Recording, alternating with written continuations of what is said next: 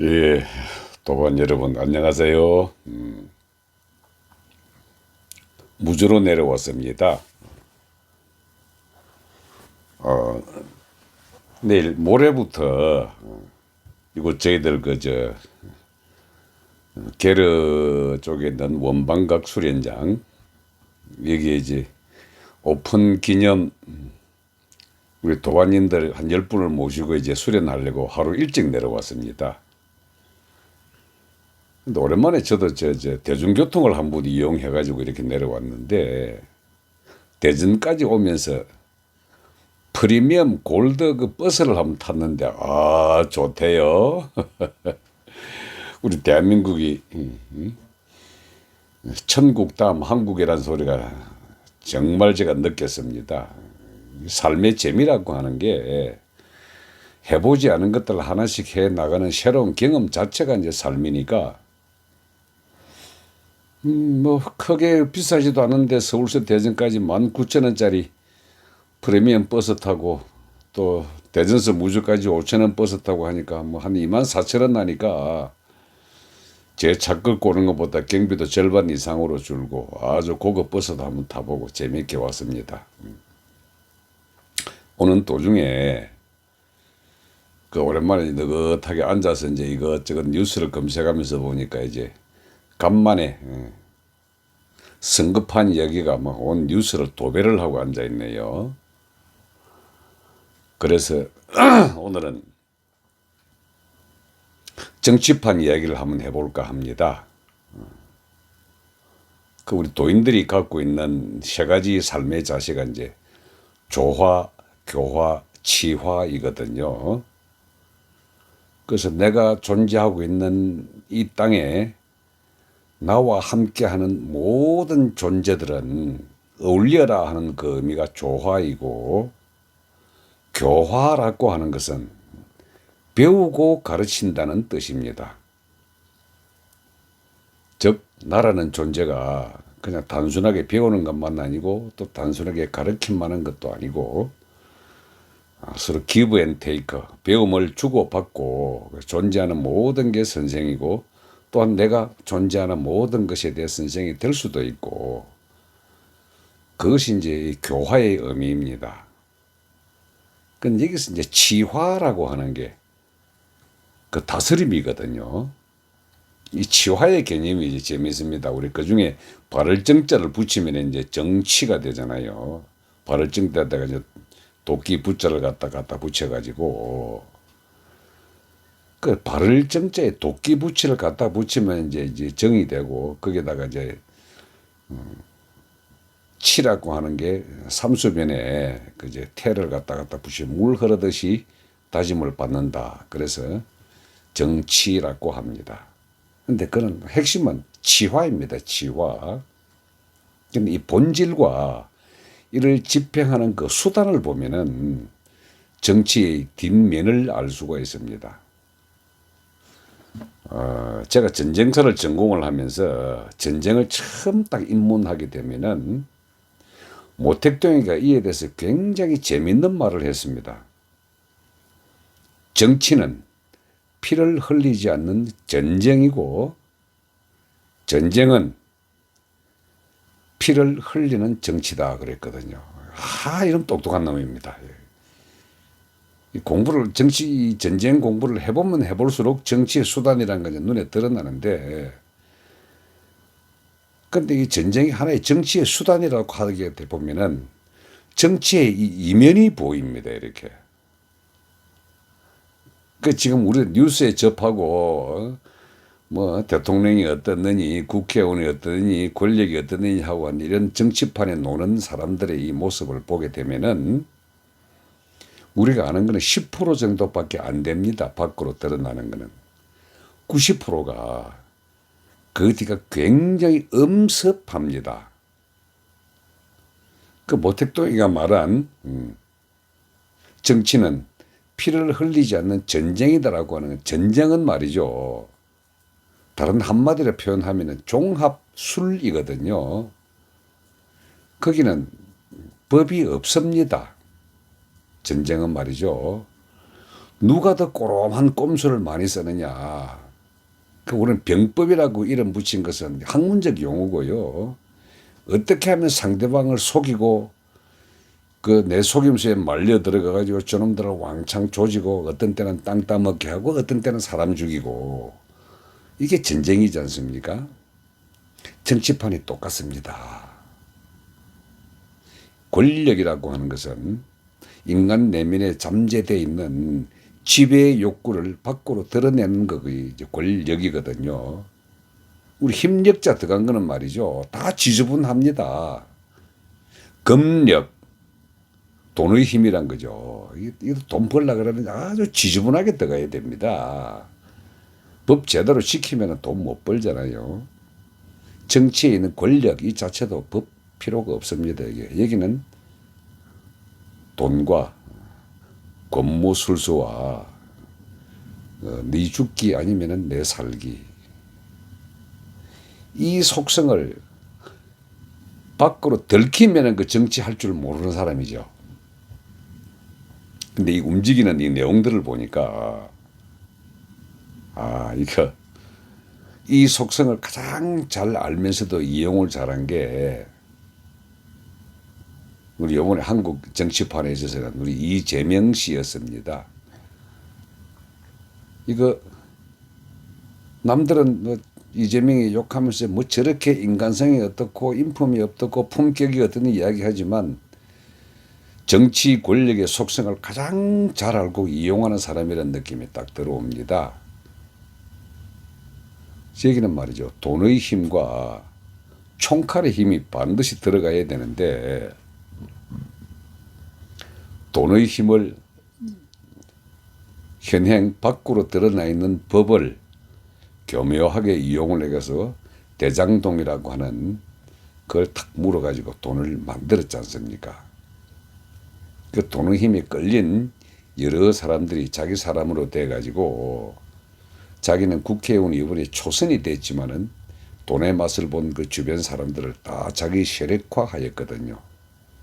돈의 힘으로 사람을 모았고 두 번째 이 정치가 피를 흘리지 않는 전쟁이라 그랬듯이 전쟁에 필요한 총칼의 힘을 말이죠.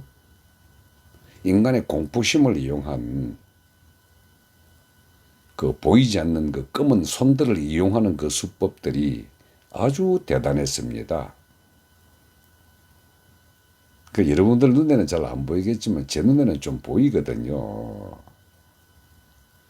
그죠? 조직을 관리하고 움직이는 힘은 세계 3대 폭력 조직이라고 하는 게 미국의 마피아, 일본의 야쿠자, 중국의 삼합회입니다.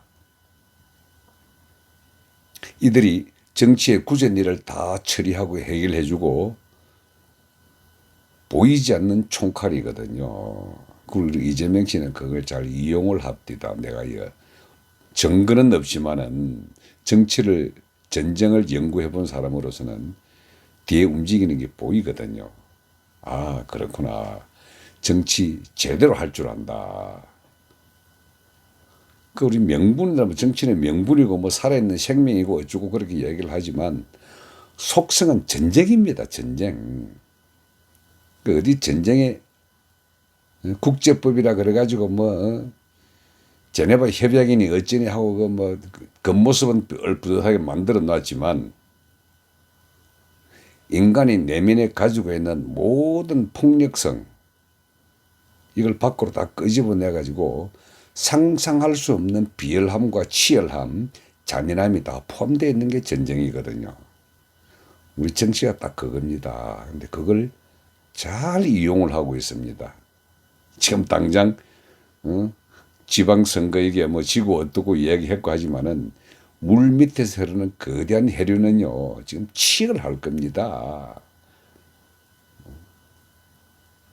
그게 명분을 바깥으로 포장을 해 끄집어내 놓고 그 밑에 흐르는 에너지들은요 인간이 할 수 있는 폭력성과 잔꾀, 수단, 방법 이거 전부 다 동원됩니다. 그러니까 그 속에 살게 들어가게 되면은 자기 자신도 거기에 함몰되거든요. 그런 식으로 움직이지 않으면 살아남지를 못하기 때문에 그 치화라고 하는 게 핵심 개념은 우리 내면에 가지고 있는 폭력성을 다스리라는 겁니다. 그 바르게 다스리는 게 정치거든요.